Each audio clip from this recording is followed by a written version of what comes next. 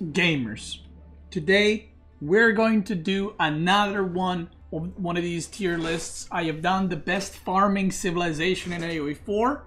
Now for this one, we put in a little bit more effort, a little bit more research, a little bit more specific stuff, and basically gave it a little bit more thought. I mean, the farming one, you know, is correct, but I feel like it was maybe a little bit all over the place. So I'm going to try to do this one a little bit better. And again, since you guys are liking these, I'm going to do the CET tier list for the best, basically archer slash crossbow slash handicap engineer CET tier list, and cavalry. Then we're going to do best kind of siege tier list and a bunch of other stuff.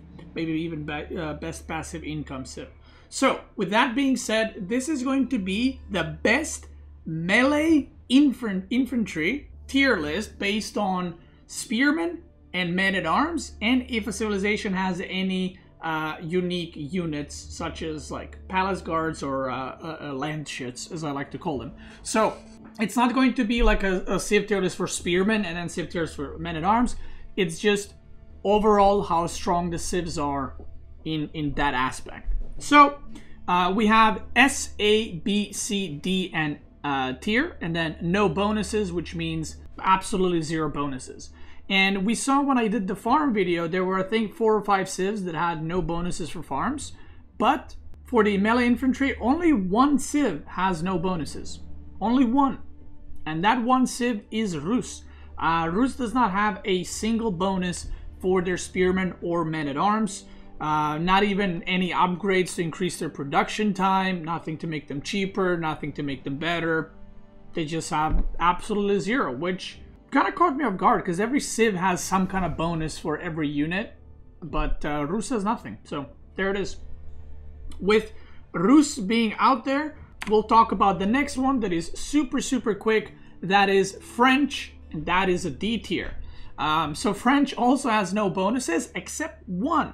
So French spearmen, French men-at-arms, you know, they have no bonuses. The keeps, the French keeps, when you build around them, you reduce the cost of the units, but that is only for archer rangers and stables. So that does not work on barracks. I know someone might mention that, but barracks under the keeps do not reduce the cost of the barrack units. The reason why it's a D tier, because it kind of has a bonus, and that bonus is whenever you build the moment you build a blacksmith, if you're in feudal age, your melee units, all your melee units will get +1 damage. When you hit castle, you will automatically get +2 damage, and when you hit imperial, you will automatically get +3 damage. So there it is. That's the only French bonus. Now I do want to mention something, and I want to give a shout out to Twitch chat because they helped me a lot with information for these. So we actually had a discussion in Twitch chat yesterday. What should we include in this? So like, do we include the faster production or the upgrades in like university and stuff like that? So we decided yes. Then we had a discussion about auras. And when I say auras, I mean stuff like Network of Castle or like Mechter buff for Ottomans. And we decided to include that too because it is a pretty big part of the game. So something that you're very likely to get or be involved in the game, we decided to put it in, okay? To take it in consideration with everything, excluding the religious units, because some civs heavily rely on religious units, some don't, even though they have bonuses. So instead what we're gonna do, we might make a religious unit civ tier list talking about all their bonuses and which religious like units are the best, like scholars, monks, warrior monks, and so on and so forth. So I'm just making sure everyone knows where we're at, and also unit costs and stuff like that is also taken in consideration. The next civ we will be talking about is Abbasid. Abbasid has quite a few unique bonuses, and their men-at-arms actually don't have any unique upgrades, but their military wing has military, I don't know what's it called, boot camp, which is 15% extra HP on your infantry. And this is a unique upgrade to them. And you can also get a university upgrade for another 20% HP and 20% damage that every civ has. So their infantry just gets flat out 15% health, which is quite a lot and it's quite insane. On top of that, when you reach Golden Age 3, all your production is increased by 20%. So that's another thing that, you know, that they have. Like I said, their men-at-arms have nothing unique. They do get the 15% extra health. And the last thing that they have is their spearmen. Their spearmen are some of the best spearmen in the game. They are in my opinion, the best trash spamming units. Trash unit being the one that doesn't cost gold as far as infantry goes. Just because of the phalanx upgrade. For those that don't know, phalanx upgrade is the upgrade that gives your spearmen 100% extra range, which basically means that usually when units are fighting, you can only hit one unit at a time, or one spearman can basically fit, you know, like this to hit a unit. But if you have phalanx, a spearman can kind of hit behind your spearman forward because you have more range. And because of that, in my opinion, this makes Abbasid spearmen very, very good and probably the best spearman in the game. So I'm going to have to give them an S tier. Spearman that has 100% extra range and 15% health and is easily spammable because Abbasid has a lot of food, does not lack wood in the late game, and 20% production on top of it. Makes it very, very powerful in the late game, combined with like camel archers. They're just very, very good. And they don't cost any gold. And Abbasid spearmen are actually, they can trade with men-at-arms at certain points in the game just because of the phalanx upgrade. So 1-to-1 men-at-arm versus spearmen. Spearmen will obviously lose, or even like 2 versus 1. But so many spearmen from Abbasid can actually hit the same target at the same time that it makes the trades not efficient, but a lot better. So yeah, their spearmen are insane. Men-at-arms, so-so. The next civ we will be talking about is Mongol. By the way, I might readjust these at the end, depending on what they, you know, look like. But for now, I think Abbasid is really good. And if you play Abbasid, you know, you spam spearmen. It's kind of just a thing you do. So Mongol. Mongol has quite a few as well unique things, but nothing super good, so to say. So to start things off, Mongol does have Yem Network, which is 10% movement speed for your units if you build deer stones or if you upgrade the thing in the tower in castle, the Yem Network. So your units do get 10% movement speed when you're near deer stones or towers. Now this is really good. 10% movement speed is really good. Is it 15? I thought we took a look and it was 10. Okay, maybe it's 15. 10 or 15%. Doesn't matter. This is really good. Obviously, any kind of movement speed is crazy good. The downside is that, well, you need to be in the range of tower. So this will not always be active. You will run out of tower range, or if you're attacking your opponent, raiding your opponent with men-at-arms or spearmen, they're not going to have it. So it's not something you're going to have all the time, okay, to just put it that way. So it's a pretty good bonus, but not amazing. They also have 10% extra production speed from Military Academy upgrade in Blacksmith in Imperial, or in Castle as well. That is the upgrade that reduces the production time of units, but Mongol has an improved version with their stone. And another thing that I also forgot to mention with Abbasid is, which I also kind of include in this rankings, Abbasid can produce Rams in Feudal without researching Siege Engineering. They actually don't have Siege Engineering. And they can also produce mangonels, springalds in Castle. So that's Abbasid. And Mongol, once they get improved Military Academy in Blacksmith, they can also construct siege on you know, with their units, with their infantry, melee and ranged. So they can also construct their trebuchets, which is a pretty good bonus to have. I would say that kind of style with mass siege with Mongol is kind of faded away a little bit. But, you know, it's a good thing. It's a unique thing for Mongols and Abbasid, so thumbs up. They can also double produce units, and this goes for all their units from their Uvu connected buildings with stone. But this is not something you can mass, so this is not really like a massive bonus that you can, you know, use and abuse. But they can double produce units every once in a while. And last but not least, which is their biggest upgrade, so they have no unique upgrades for Spearmen or for Men-at-Arms specifically, but they do have a Blacksmith upgrade in University that every Civ has, which is Elite Army Tactics, I think it's called, and gives them 20% health and 20% damage. Now, this is what every Civ has. but Mongol has the improved version on top of that that costs stone as well, that gives them an extra 10%. So it's kind of like, you know, budget Abbasid. Abbasid doesn't get the damage part, they get the HP part, but in order to get this, it's not easy to get to that point. It costs quite a lot, it's only an Imperial, which, again, they're nice bonuses, but nothing amazing, and that puts Mongol, Infantry, Spearmen, and Men-at-Arms at B tier. A lot of their unlocking of, you know, the infantry power is either behind Yam Network, which is not always accessible, or it's in Imperial, like late Imperial. So, not great, but, you know, they got some cool bonuses. The next civ we will be talking about is Delhi. So, Delhi has some landmark bonuses, some unique upgrades. So, the first one, the obvious one, Delhi has Tower of Victory, which increases your all your infantry attack speed by 20%. So only attack speed. And this lasts basically as long as you produce units and they're connected within the influence where Tower of Victory is, or your mosques. You will your infantry will have 20% attack speed for the rest of the game, which is very nice for both spearmen and also men-at-arms. They also have in House of Learning landmark, which is the Age 3 landmark. They have Honed Blades, which is +3 damage for men-at-arms and knights. And, you know, if you get Tower of Victory and then House of Learning, they will have basically 20% attack speed on men-at-arms +3 damage, which is quite nice. It kind of scales with one another. And they have a unique upgrade in Blacksmith Delhi, which is Forced March, which gives you 100% movement speed for 10 seconds. I feel like a lot of people don't even know this upgrade exists, but it's actually very, very powerful. If you do any kind of Tower of Victory into House of Learning playstyle, if you mass a lot of men-at-arms, you can kind of use them like raiding units, just run them around and have them attack everything. And also Forced March is great to run away. 100% movement speed is no joke. Like, they look really funny when running away.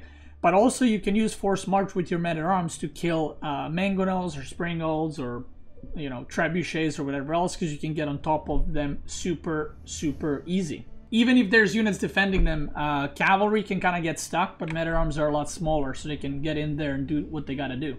And last but not least, Delhi has a unique thing where they can put a scholar inside of a production building and produce out of that building 100% faster. And that's it. That's all the Delhi bonuses. And with all that being said, Delhi is going to go into the A tier. I think they're better than Mongols, but not quite as good as Abbasid, in my opinion. So, because another thing is, you know, massing men-at-arms is not really like a viable thing.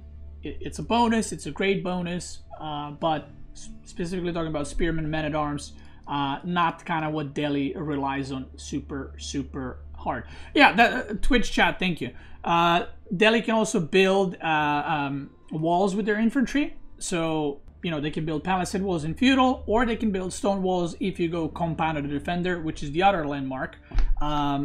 Which obviously is something that's used very, very often. But their spearmen, men-at-arms, hand cannoneers, crossbows, and archers can do that as well. Very nice. Moving on to the next one. The next one we will be talking about is Chinese. Now, whew, there's a lot of stuff for Chinese, let me tell you. So, Chinese. So China has nothing for spearmen. It has no unique upgrades for spearmen, where you get something and your spearmen become stronger.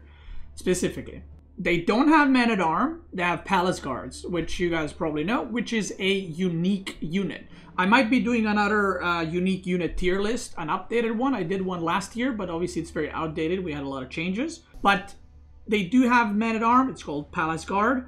It's obviously a different thing, and I'm gonna quickly run through what it does and how it's different from regular men-at-arms. So, Chinese men-at-arms have -1 ranged armor and -1 melee armor, but they have a lot more movement speed in castle. They are actually used as a raiding unit, so you usually don't make horsemen with China and go around and raid. You just make palace guards because they're tankier than horsemen. Their DPS is a lot higher than horsemen. They cost food and gold, which as China, you kind of always have gold because of taxes. So they can be used in straight up fights, but they can also be used for raiding. In Imperial, the Palace Guards get another upgrade, which is plus 30 HP, just 30 HP flat, not percent, just 30 HP. And another thing that I did not know, because I'm a noob, they actually have more HP in Imperial than men-at-arms from other civs do. And the reason for this is, there's two reasons. First of all, is the upgrade that gives you plus 30 health flat. But there's another thing that can give them bonus health, which we'll talk in a second. Chinese infantry can also be kind of mass-produced or produced really fast if Imperial official supervises the building. It's 150% faster production, so even faster than Delhi. So if you need like a lot of spearmen super quickly, you can just supervise the buildings and you just print them out. And last but not least, there's two more potential buffs for Chinese infantry, and that is the dynasties. So China has 4 dynasties. The first 2 we're not going to pay attention because one is for scouts, one is for villagers. The third one is Yuan dynasty, which is achieved when you make both landmarks and castle, and it will give 15% movement speed to all your units, okay, including your cavalry, including all your infantry. You will get 15% movement speed, and your villagers get 15% movement speed, I think. So you can use this with your palace guards and spearmen to raid and to go around and, you know, to cause troubles for your opponent, which is very nice. Like I said, it makes palace guards even faster, and that's why they're used as a raiding unit. So this is a very, very popular thing. And it also is not too expensive once you're Imperial to go for the Yuan dynasty and get that movement speed so that your units are just a lot faster. The second option is why they can have more health than any other man-at-arm in the game is because of Ming Dynasty. And what Ming Dynasty does is once you build both landmarks in Imperial, you will get 10% extra HP for your palace guards, for all your units, but specifically for palace guards, which gives them crazy amount of health.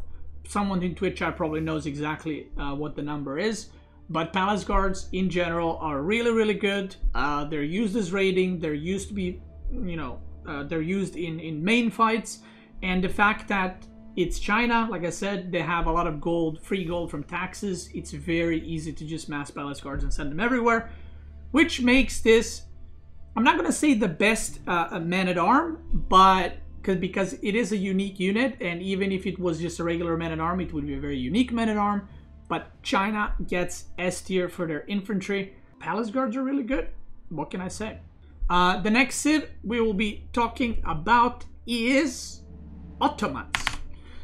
So Ottomans have no unique upgrades for their spearmen, nor for their men-at-arms.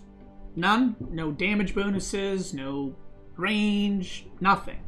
The thing that they do have is increased production speed from blacksmiths. So if you build your barracks around blacksmiths, you will get increased production speed, which is very nice. There's also landmarks that further increase that production speed. And you also have military schools, which you can produce men-at-arms or spearmen for free. So this is something I just wanted to mention. It's not necessarily just for spearmen and men-at-arms, but there's the option for that. Last but not least, they do have an aura that is present pretty much in the whole game. And I'm actually going to have to put this here. I'm already readjusting. What they do have is Mechter bonus auras. So what those are is if you select Vizier Point Mechter early on, you can get movement speed on your infantry, which is very strong in the early game. You can also get, this is usually very strong in Dark Age specifically. You can also put on melee armor aura, which gives you +2 melee armor. So if you're playing Ottoman versus Mongol or something like that, and you're fighting in Dark Age, the moment your Mechter comes out, it just makes your spearmen unkillable. They also, Mechter also has an aura that increases your range armor by 1, which is so. And then the last one is the attack speed aura on the Mekter, which obviously increases the DPS of your infantry. But with that being said, other than that, it's more like the Spearmen and Men-at-Arms don't have any unique bonuses, but Mekter is something that I included because it's pretty much always with your Ottoman army. And with that being said, we're gonna give them a B tier. Very nice. Ottoman is not really a civ. They like to open with Spearmen in maybe Dark Age or sometimes in Feudal or Early Castle, but usually it's a civ that focuses more on cavalry and specifically ranged units like archers, crossbows, and janissaries. So even though Mekter buff is sick on your infantry, it's not that game breaking, I would say, or game ending. Next civ we will be talking about is Holy Roman Empire. There's also a chance that Ottoman and Mongol are equal, because technically Mongol does have better Spearmen and Men-at-Arms, but it comes so late that it's not that important. That's why I kind of rate them lower. Next one is Holy Roman Empire, and I mean I'm gonna go through stuff, but Holy Roman Empire has the best infantry in the game. I think by far. I don't think this is a secret. Yeah, straight to S tier. They also have a unique unit, which we'll talk about. Excuse me. So first things first, we're not going to cover the prelates and the inspired warriors. Like I said, we're not including religious units into this one into consideration. So first things, they're spearmen. If you build Minework Palace, they have an upgrade that gives them +2 melee armor. It gives them +2 melee armor and their horsemen. So this is just, you know, it's a unique thing they have. It's nice. It's a bonus, right? It makes their spearmen better if you decide to go for that. Now, where it gets really juicy is their men-at-arms. So their men-at-arms are not necessarily unique men-at-arms like palace guards, but they have very, very unique upgrades. And those unique upgrades, there's 2 of them. Well, there's actually 3, but we'll start with the 2. So they have heavy maces upgrade for men-at-arms, which increases their damage by +6 versus armored units. And once you get this, it makes your men-at-arms actually quite good against knights. Cost for cost, it makes them very, very good against knights, where most of the other civs, if they use their men-at-arms to fight knights, they're going to lose. So this makes HRE kind of, you don't need necessarily crossbows to deal with knights, you can just make men-at-arms.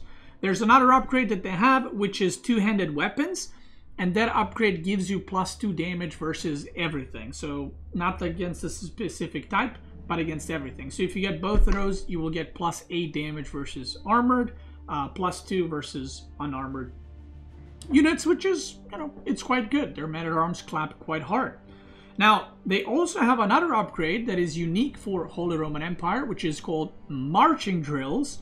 And Marching Drills gives another 10% movement speed to your infantry. And this also works on your religious units, like prelates. But it gives your spearmen, your men-at-arms, and your Landsknecht 10% movement speed. Which is quite good, because it makes them a little bit more mobile. It allows them to maybe catch up with archers or crossbows a little bit. So it's very nice. Is it like Force March for Delhi? No. Delhi gives 100% movement speed on activation and lasts 10 seconds. Marching Drills gives you 10% flat movement speed. Like for the rest of the game. You don't need to activate anything.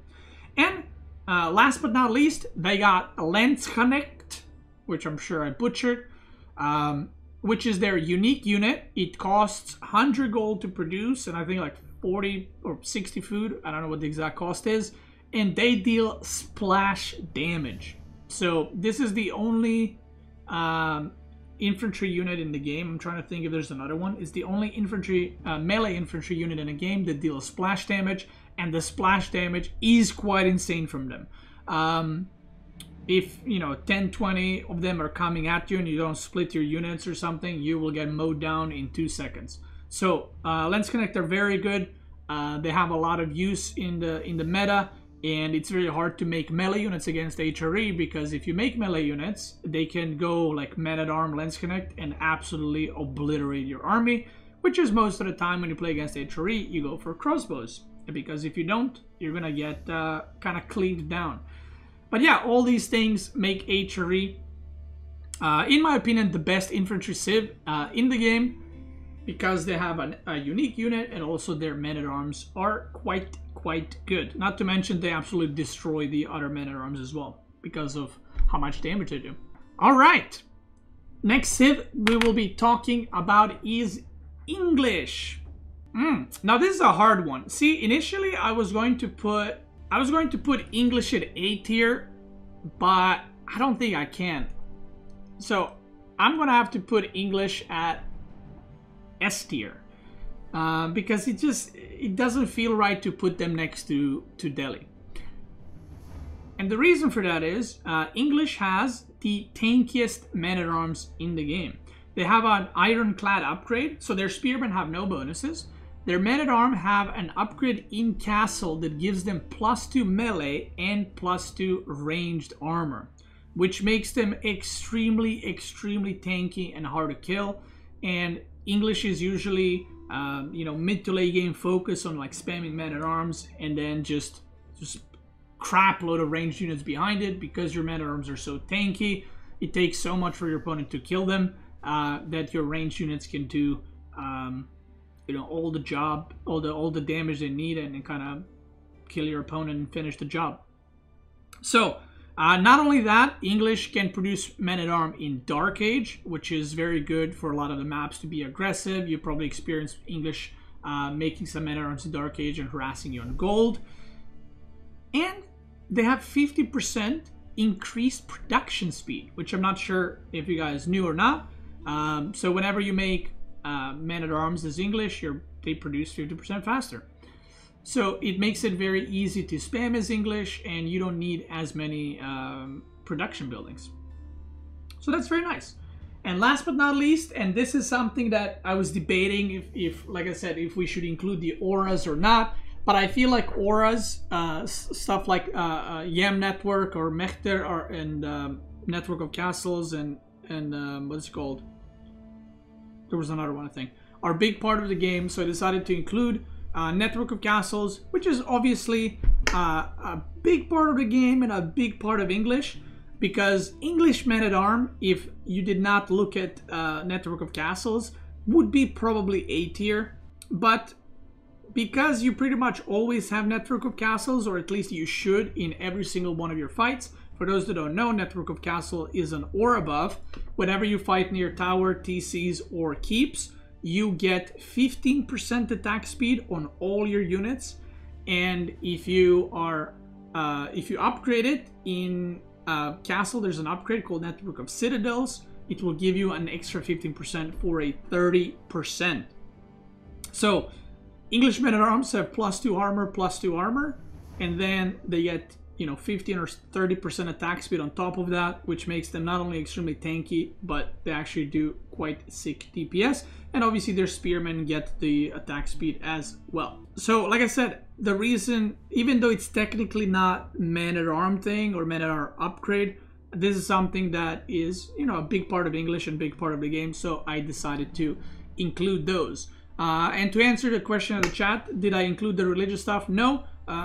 You probably weren't here earlier, but I excluded all the religious buffs because not every civ uses all of them. And even these days, even the civs that used to use them a lot, like HRE-inspired warriors, are not really used anymore.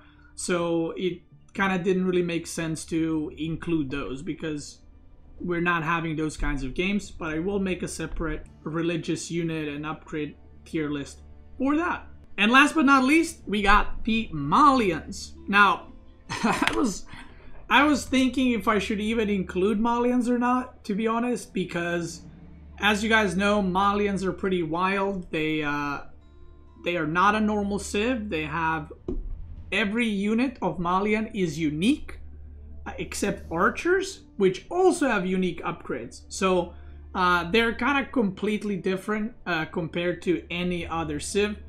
But with that being said, this is how the tier list would look without them. So what do Malians have? Well, their spearmen are called donzos, and they cost 10 more wood to produce. So they're 60-30 instead of 60-20.